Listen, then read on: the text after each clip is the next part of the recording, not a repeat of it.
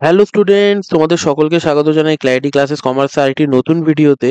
তো আজকে ভিডিওতে আমি তোমাদের একটা কাউন্সিলের নোটিশ নিয়ে আলোচনা করতে এসে গেছি। দেখতে পাচ্ছ যে 21 তারিখে নোটিশটা দিয়েছিল এবং আমি ভাবছিলাম যে আগে ভিডিও বানিয়ে বলে দিই, কিন্তু আমি ভাবছিলাম এতটাই সিম্পল নোটিশ যে অনেকে বুঝতে পেরে যাবে।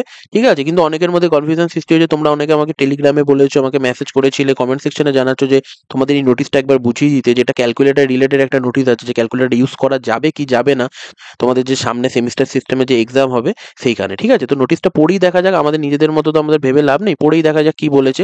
তো দেখো, এখানে বলেছে the WB council of HS education initially patronized for not using the calculators in any practical and theory examination under new semester system। ঠিক আছে, ফ্রম একাডেমিক সিজন 2025-26। ঠিক আছে, এইটা তো প্রথমে ছিল। আমিও 5 মাস আগে একটা ভিডিও করেছিলাম যেখানে বলেছিলাম, তোমরা সকলেই জানো যে আমাদের ক্যালকুলেটর ব্যান হয়ে গেছিল। The undersigned has obtained several requests from different stakeholders in support of allowing the calculator especially in practical exam। এইটার জন্য অনেক অনেক টিচাররা অনেকে বলেছে যে ক্যালকুলেটরটাকে ইউজ করতে দেওয়ার জন্য, বিশেষত কোথায় প্র্যাকটিক্যাল এক্সামে। ওকে, বলছে now after careful consideration of all aspect the undersigned is pleased to allow the usage of calculators with normal trigonometric exponential and logarithmic functions only in practical examination of class 11 এবং class 12 only by the concerned students examinees from academic season 2025-26। ঠিক আছে, 2025-26 থেকে practical examination যারা যারা দিচ্ছে, practical এক্সামে তোমাদের একটা থিওরি হয়, মানে লেখা পরীক্ষা, এই যে থিওরি, আর একটা হয়ে থাকে প্র্যাকটিক্যাল, দুটো এক্সাম হয়। তো প্র্যাকটিক্যাল যে সাবজেক্টগুলোতে আছে, সায়েন্সের অনেক সাবজেক্ট আছে যেখানে আমাদের কি ক্যালকুলেটর ইউজ করতে দেওয়া হচ্ছে। এখানে দেখো বলে দিয়েছে, please note that the use of calculator in any theory examination of class 11। সেখানে দেখো বলে দিয়েছে সেমিস্টার 1, 2 এবং ক্লাস 2 এবং semester 3, 4 along with respective supplementary exam will remain prohibited মানে বারণ করা আছে, এখনো ব্যান করা আছে।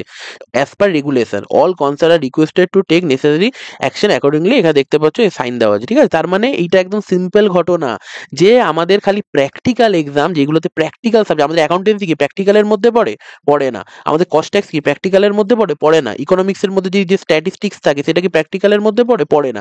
যেগুলো প্র্যাকটিক্যালের মধ্যে পড়ে, বিভিন্ন ফিজিক্সের বিভিন্ন এক্সাম হয়ে থাকে, ওইগুলো প্র্যাকটিক্যাল, ওইখানে ক্যালকুলেটর ইউজ করতে ওই সমস্ত এক্সামে দেওয়া হচ্ছে। সেটা আবার কি 2025-26 থেকে ঠিক আছে দেওয়া হচ্ছে।